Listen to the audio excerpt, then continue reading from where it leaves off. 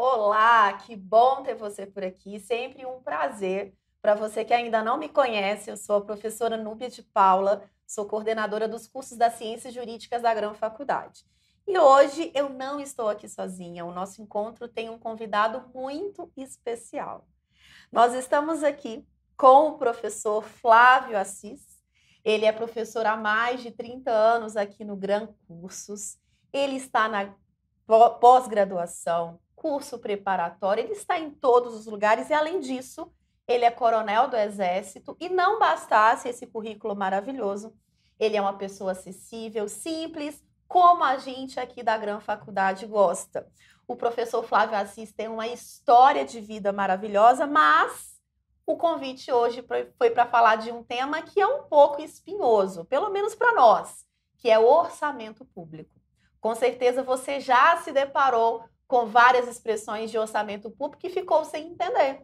Então eu convidei o professor Flávio Assis para desmistificar o orçamento e trazer essa figura para o nosso dia a dia. Professor Flávio, muito obrigada pelo convite, pelo seu tempo, viu? Prazer. Gente, é um prazer muito grande estar com vocês aqui, estar com a professora Núbia. E foi um convite que me deixou muito feliz. Tratar de um assunto bastante complexo, né, que é o orçamento. Eu trabalho com orçamento desde 1990, ou seja, são 33 anos, né, trabalhando com orçamento. Participei de equipes que no caso, Secretaria do Orçamento Federal, Secretaria do Tesouro Nacional, grupos de trabalho, inclusive o grupo de trabalho que preparou uma alteração da Lei 4.320, implementação do CIOP, que é o sistema que nós utilizamos hoje para captar a proposta orçamentária, e estou aqui no Gran Cursos desde 1994. Né? Então, tem uma historiazinha bem interessante aqui. Eu estou muito feliz de estar aqui hoje e poder passar para vocês e trabalhar algumas coisas, alguns conceitos que eu tenho certeza que serão de grande importância, até para ajudar vocês a entenderem melhor aí os noticiários. A gente vê muitas vezes na imprensa, não só falada, mas também na imprensa escrita, né, comentários tipo o resultado primário do governo, arcabouço fiscal, a LDO que foi encaminhada, e às vezes a gente pergunta o que é isso, para que serve, como é que funciona, qual é o papel do orçamento público na vida da sociedade, na nossa vida comum, né? Para que serve o orçamento? Então é interessante a gente entender um pouquinho. É claro que nós temos aí um tempo muito curto, mas eu vou tentar ser o mais objetivo possível aqui, passando para vocês algumas dicas importantes. Então, a pedido da professora Núbia, né, eu começo falando para vocês um pouquinho, definindo para vocês a figura do orçamento público. Tá? E o que é o orçamento, para que ele serve, qual é o impacto dele na nossa vida, principalmente agora, né? Que a gente está falando, Núbia, de arcabouço fiscal. Sim. Né? O que seria esse arcabouço? Por que o arcabouço? Será que ele vai trazer reflexos para a gente? Como é que o governo pode utilizar o orçamento para melhorar a nossa vida? Né? Então, o orçamento ele tem uma série de funções que a gente vai discutir aqui, eu vou passar para vocês. Você tem hoje 3 funções clássicas do orçamento que são fundamentais. A gente vai mostrar isso para vocês a partir de agora. Então, eu começo mostrando e definindo o orçamento público. Na nossa vida pessoal, a gente aprendeu que a gente não pode gastar mais do que a gente ganha. Essa é a regra básica. Eu sempre digo que é o mandamento mais importante da administração pública. Não gastarás mais do que arrecadas. Esse é o primeiro mandamento. Sim, mas como é que a gente consegue trabalhar isso? No orçamento público, a gente trabalha com previsão de receitas. Você tem que fazer uma previsão daquilo que você vai arrecadar. Em função disso, você vai ter o quê? Você vai fixar o teu gasto. Então, você tem previsão de receitas, fixação de despesas. Professor, mas por que o governo vive endividado? A nossa vida pessoal é mais ou menos nesse, né? Muita gente, o que faz? O sujeito ganha 8 mil reais, por exemplo, aí o gerente do banco, ou a gerente do banco, diz para ele, eu te dou um cheque especial de 10 mil. E o que ele faz? Ele começa a viver com o salário 8 e mais 5 do cheque especial às vezes, e aquilo ali acaba sendo uma rotina. Isso gera o quê? Dívida. O governo não é diferente. E é exatamente isso que você precisa entender. Hoje nós temos o que nós chamamos de atividade financeira do Estado. Quando alguém falar para você de atividade financeira do Estado, você vai saber o seguinte: a atividade ela é composta de 4 elementos. Você precisa de receita. Você tem a receita que ela provém de onde? De tributos, das explorações que o governo faz, exploração econômica, os royalties, né? E o governo tem receitas também que são receitas patrimoniais. E quando ele faz uma concessão, por exemplo, ele tem uma receita. Então ele vai juntar todas essas receitas e, a partir dessas receitas, ele faz o quê? Ele diz, eu vou poder gastar. Ele chega para o Legislativo e diz, ó, Legislativo, eu tenho 3 trilhões de reais em 2024. Eu vou arrecadar 3 trilhões. Então, o que o Legislativo diz para ele? Você está autorizado a gastar os 3 trilhões. Aí o governo diz, olha, mas eu queria gastar 3.200. O Legislativo faz o quê? Ok, você vai pegar 200 bilhões de empréstimos para poder fechar a conta. Essa conta tem que sempre fechar. Então, o nosso orçamento ele tem algumas funções que nós chamamos de, né, ou melhor dizendo, nós temos uma atividade financeira. Essa atividade financeira ela envolve as receitas, as despesas, os empréstimos, que nós chamamos aí de crédito público, e temos a gestão de tudo isso. Isso é o nosso orçamento. Previsão de receitas, fixação de despesas. A partir daí, o governo diz o seguinte, olha, eu tenho 3 funções. O meu orçamento ele tem 3 funções básicas. Você sabe que hoje pagar plano de saúde é complicado, pagar escola particular é complicado. O que o governo faz, então? Ele utiliza o orçamento público para garantir a qualidade de vida das pessoas. Pelo menos essa é a ideia. Então você tem lá uma função alocativa. Você escuta muito isso. O governo está estabilizando a economia, não sei o quê. Função alocativa é quando o governo ele coloca à disposição da sociedade, por exemplo, escola.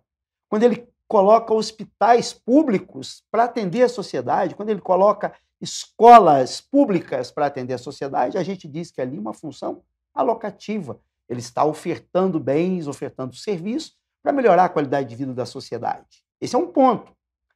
Você escuta o tempo todo, nós temos os bolsas, Bolsa Família, bolsa de tudo quanto é jeito que você pode imaginar, né?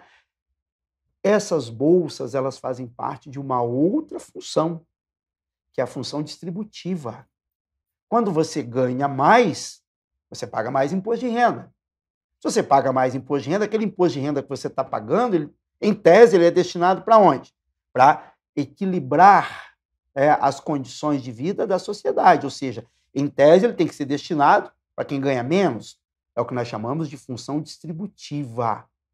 Então, os auxílios que o governo coloca à disposição da sociedade são exatamente voltados, né, para equilibrar ou para diminuir as desigualdades. E você tem uma função estabilizadora, que a gente, né, escuta o tempo todo, que a nossa economia, que a gente precisa diminuir a inflação, precisa controlar a inflação, que nós temos que gerar emprego. Isso é o que nós chamamos aí de função estabilizadora. Então, Núbia, nessa introdução, é importante que a gente mostre para quem está nos assistindo o seguinte: o orçamento público ele é muito complexo. Quando você anda aqui pela Esplanada, você vê esse monte... Né? Nós estamos aqui numa região central, bem próxima aqui da Esplanada. E a gente nota o seguinte, você tem uma série de ministérios, 37 ministérios, cada um num prédio. E aí você fala, como é que monta o orçamento, né, da União como um todo? É muito complexo. E a gente tem que montar o nosso orçamento sempre pensando nisso, né? Numa função alocativa, numa função estabilizadora e numa função distributiva. Cada ministério tem um papel dentro desse contexto. Essa é a ideia. Aí uma outra pergunta que sempre as pessoas fazem: como é que a gente chega, como é que começa tudo?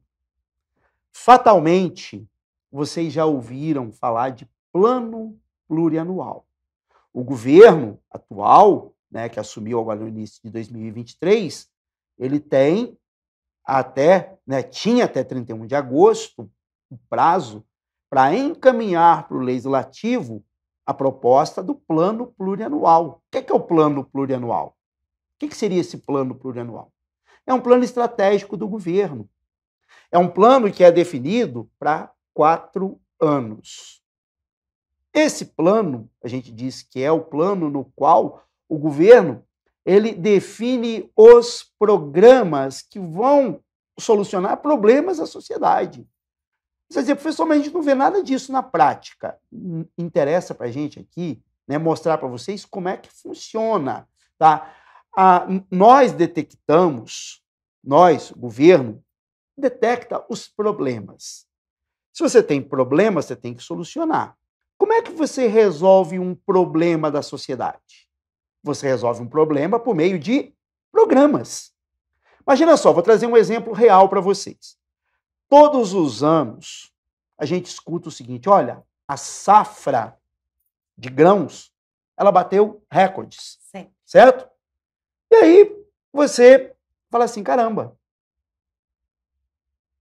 se bateu recordes, nós deveríamos estar numa posição muito boa em relação ao mundo. Só que nós temos um grave problema, que é o problema de escoamento da produção. Então não adianta você ser o 01 na produção se você não tem como escoar. Isso é um problema? Sim. Qual é o instrumento que o governo utiliza para resolver esse problema? Plano plurianual. A partir do momento que ele elabora o seu plano plurianual, ele cria, então, ações que serão destinadas a resolver o problema. Qual seria uma ação que você colocaria para resolver esse problema de escoamento da produção? Vamos construir estradas. Nós temos um porto, né? No Pará, por exemplo, você pode ter Belém, tá? Que teria condições de escoar grande parte da produção do Centro-Oeste. O que nós notamos é o seguinte, então o governo precisa resolver esses problemas. Eu dei um exemplo, você tem um monte de problemas, né? E esses problemas todos são condensados no PPA e a partir daí, então, nós vamos solucionar, ou pelo menos tentar solucionar. O PPA ele tem a duração de 4 anos, lembrando que o plano plurianual ele não coincide com o mandato. Você observa que todo governante que assume, ele pega o plano plurianual do seu antecessor, e aí ele tem que fazer ajustes, e ele só começa a governar com o seu planejamento no 2º ano de governo. Essa é uma característica. É errado? Eu, particularmente, como técnico, entendo que a gente precisaria mudar isso aí, mas nós não mudamos. Professor, mas como é que chega na lei orçamentária? É simples. Você pega o plano plurianual, que define as diretrizes do governo, os objetivos e as metas, e você utiliza a lei de diretrizes orçamentárias. Nós temos hoje no nosso arcabouço o plano plurianual, a LDO e a LOA. São as 3 leis que o governo tem à disposição para materializar tudo aquilo que ele quer fazer em prol da sociedade. A LDO define o quê? Define as prioridades e metas do governo. Vocês escutam ao longo do ano, olha, o governo mandou em 15 de abril a proposta da LDO.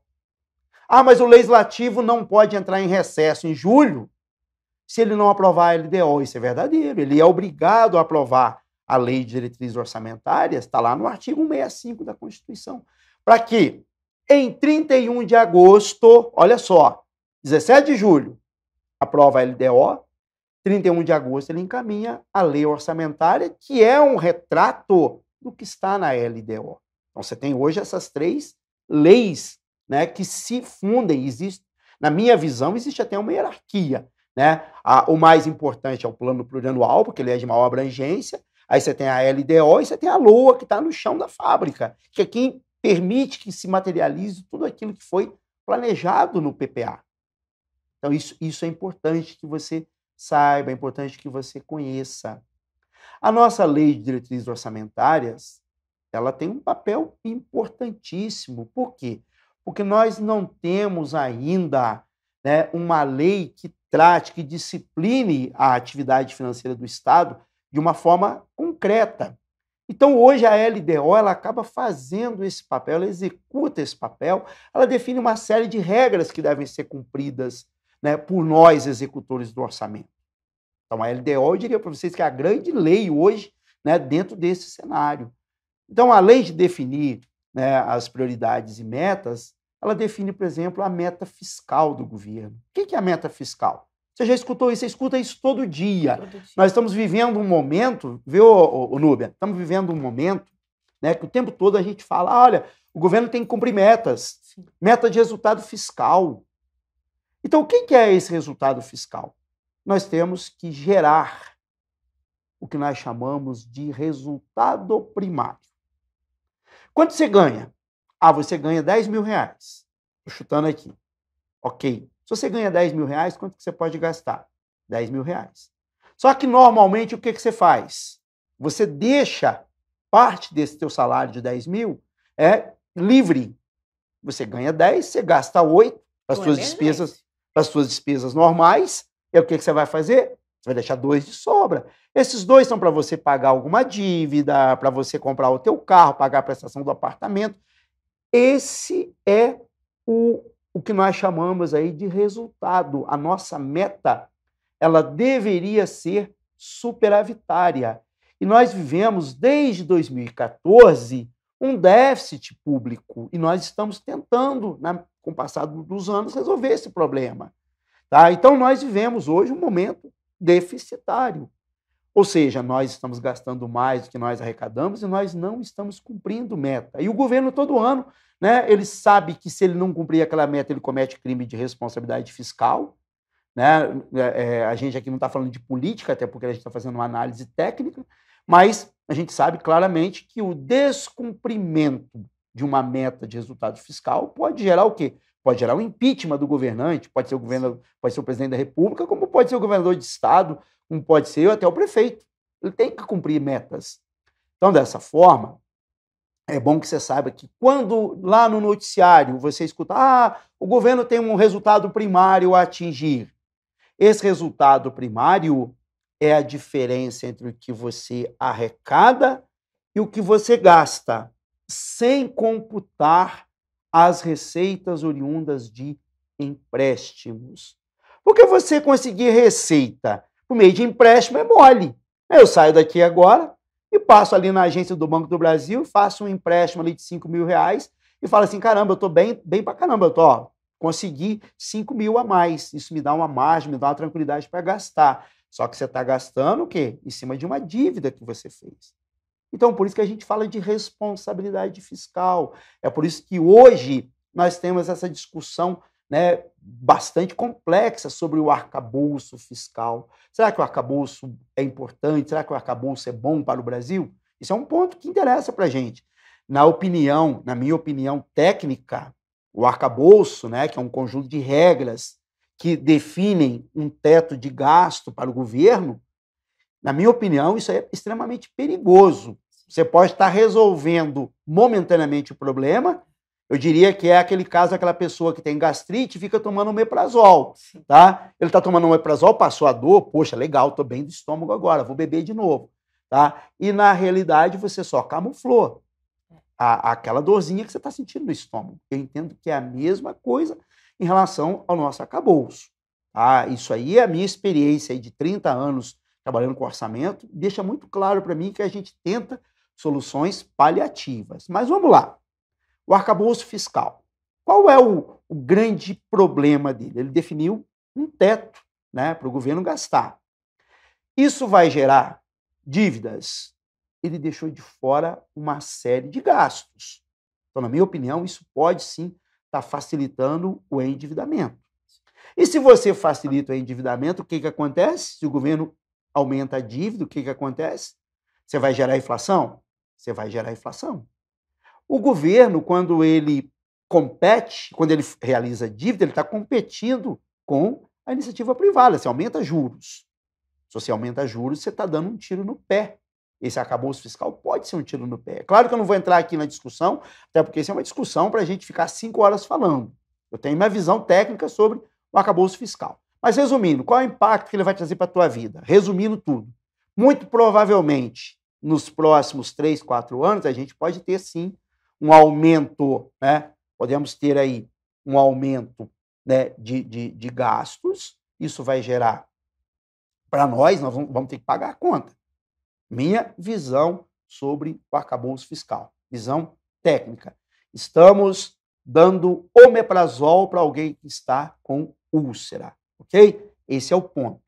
Bom, outra questão que tem sido muito discutida no nosso cenário, e é importante que você entenda, é a questão das emendas parlamentares. Professor, todo dia a gente escuta o pessoal falando de emenda do relator. Como é que é esse negócio de emenda do relator?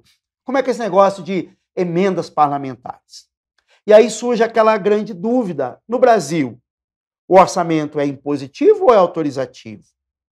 Né? É claro que a gente aqui está falando para vocês de maneira informal, eu não tô, né, a gente não está dando aula, a gente está discutindo a questão do orçamento, né? Mas é importante que a gente entenda o seguinte: as emendas parlamentares, elas representam hoje o que nós chamamos de orçamento impositivo. Mas vem a pergunta: é impositivo ou é autorizativo? Continua sendo autorizativo. O governo, né, o Poder Executivo, ele é obrigado a encaminhar para o Legislativo, até 31 de agosto, no caso federal, a sua proposta de lei orçamentária. E o Legislativo tem até 22 de dezembro para devolver a proposta para que seja sancionada, a proposta já aprovada, né, para que seja convertida em lei. Então, na realidade, é o Legislativo quem nos autoriza. Então, nesse período que vai de 31 de agosto a 22 de dezembro, o Legislativo ele pode intervir. É a oportunidade que ele, Legislativo, tem para alterar a proposta orçamentária que o governo encaminhou. O governo, quando encaminha a proposta, ele tem que tomar cuidado, porque tem que estar em consonância com o PPA, tem que estar em consonância com a Lei de Diretrizes Orçamentárias, que é a lei que orienta, né? A LDO é uma lei orientadora, ela nos orienta na elaboração da LOA. E, obviamente, que quando ele, Legislativo, recebe aquela proposta, ele vai analisar. Opa, isso aqui está em conformidade, ok, isso não está. E é o momento que ele, Legislativo, pode intervir. E como é que é a intervenção dele? Aí sim, entram as emendas. É por meio do acréscimo de emendas. Você pode ter emendas tanto na parte de receitas quanto na parte de despesas. Nós conhecemos muito mais a parte de despesas. E hoje, para vocês terem uma noção, né, que eu acho importante comentar isso, né, os parlamentares, né, nós temos das nossas receitas totais, a gente usa muito o conceito de receita corrente líquida. Para você entender a receita corrente líquida, basta você pensar o seguinte: pega o teu contra-cheque, salário bruto. Aí você tem aquela série de descontos. Tem gente que paga pensão alimentícia, tem gente que paga INSS, você pega os descontos todos, você tem o valor líquido. Aquilo ali é a nossa receita corrente líquida. Você vai trabalhar em cima da receita corrente líquida. Os parlamentares hoje, eles têm, para o orçamento deles, o orçamento impositivo, você tem 2% da receita corrente líquida do governo arrecadada no ano anterior. Você pega 2%. Então, se você pegar 3 trilhões, um exemplo hipotético, você joga 2%, é muita coisa, tá? É muita coisa. E isso é rateado entre os parlamentares. Hoje você tem, para os deputados, 1,55% daquele valor dos dois, ele divide. Então, ele pega 1,55% para os deputados e 0,45% para os senadores, o que dá exatamente os 2%. É o que nós chamamos de orçamento impositivo. Esse o governo é obrigado a executar. E a lei, nesse ponto, ela foi muito feliz, que ela falou o seguinte: vocês têm que destinar 50% para as ações de saúde. Ou seja, o parlamentar ele tem aquele percentual que ele pode usar nas emendas, o que eu acho justo, porque ele vai destinar lá para a área dele. Só que o legislador falou o seguinte: a partir de agora, metade você vai mandar para as ações de saúde. Isso possibilita uma melhora bastante significativa nas áreas, principalmente em áreas mais distantes. Ah, professor, mas isso é uma ilusão, porque a gente não vê isso na prática. É claro que existem exceções para a nossa regra, Mas se a gente for observar, eu que vivi lá nos anos 80, anos 90, diferente de vocês aí que são jovens começando aí a vida, né? Vocês provavelmente não sabem como é que era a nossa vida no passado. Hoje a situação é outra, a gente tem uma qualidade boa. O orçamento impositivo, na minha opinião, então, ele é extremamente importante nesse sentido, já que 50% daquilo que vai para cada parlamentar é destinado para ações de saúde. E vou dizer para vocês, é muita grana, é muito dinheiro. Nós não vamos aqui, né, quantificar isso, porque não vem ao caso, não é o meu objetivo. Mas é mostrar para vocês, então, o papel do orçamento como instrumento de planejamento, como instrumento de previsão de receitas, fixação de despesas, sempre buscando. Você lembra qual foi o primeiro mandamento que eu falei? Não gastarás mais do que arrecadas. É esse o mandamento. Embora não seja seguido, né, ali à risca, é o que se busca. É por isso que a gente define metas, né? Você tem que cumprir aquela meta. É exatamente nisso. Então, eu diria para vocês que hoje o nosso orçamento público, o instrumento de planejamento, ele é de grande importância. Nós temos falhas, tá? Mas a essência dele é muito legal. A gente que conhece, a gente fala, caramba, isso aqui é muito importante. É claro que no meio do caminho nós vamos ter desvios, isso não tem como a gente evitar, né? A nossa legislação ela é falha em alguns pontos, e aí você vai ter ali os caminhos tortuosos. Mas o que eu diria para vocês é o seguinte: o orçamento público hoje, instrumento de planejamento, está baseado no PPA, que é quando nós detectamos os problemas, as necessidades, ali nós colocamos, então, os programas que vão resolver esses problemas, vem a LDO, pega esses programas e diz, olha, as prioridades são essas, essas e essas. Eu diria que o PPA é uma pizza com 4 fatias. Né? Você pega aquela pizza de 4 fatias e diz, olha, em cada ano nós vamos comer essa fatia. A LDO define qual é a fatia mais importante. E a LOA vai lá e executa. Então, no Brasil, hoje, o orçamento público é um instrumento de consecução daquilo que foi definido, né, dentro do nosso PPA. Ele traduz, em realidade, aquilo que foi programado pelo governo. Essa é a ideia, com o apoio de quem? Com o apoio do Legislativo, com a fiscalização dos tribunais de contas no âmbito dos estados, do Tribunal de Contas da União, com o apoio da CGU, ou seja, você tem vários órgãos de controle envolvidos, mas fazendo a máquina funcionar. Dentro dessa linha de raciocínio, voltando um pouquinho para as emendas que eu estava comentando com vocês. Então, você tem as emendas hoje individuais, cada parlamentar tem lá, então, um percentual, que a gente já comentou, né? Se for deputado, 1,55% da receita corrente líquida, e, se for senador, 0,45% da receita corrente líquida do governo. Essas são as emendas individuais, mas você tem as emendas de bancada.